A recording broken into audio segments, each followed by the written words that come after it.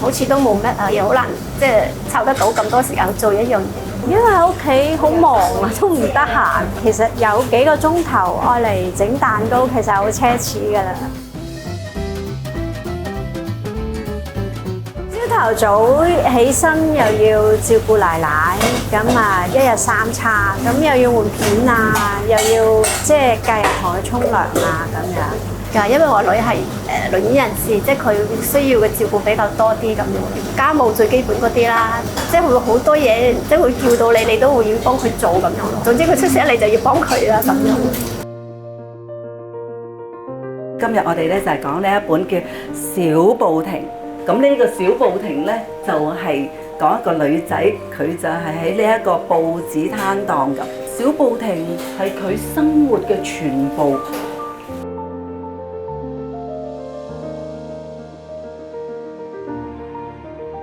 就係呢一個籠困住咗佢咯。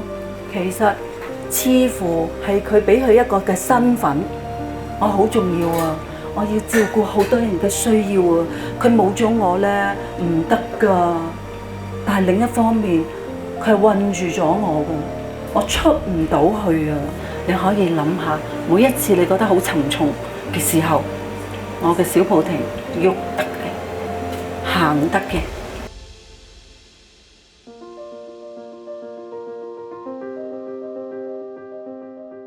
咁我咧就希望可以出一本 e-book 啦，鼓勵嗰啲人咧面對困難嘅時候咧，點樣努力去面向陽光啦，同埋積極嘅人生。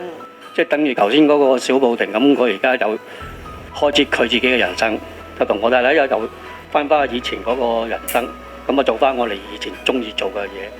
所以而家我都係積極去參加好多活動啊，係嘛？總之有乜嘢參加我就去參加。咁我嘅願望咧就可以同佢一齊出去外地啦，搭飛機去旅行。當我而家睇到呢個小步亭咧，就希望自己走出呢個框框，有自己嘅生活，去多啲老人中心做義工，開開心心過生活。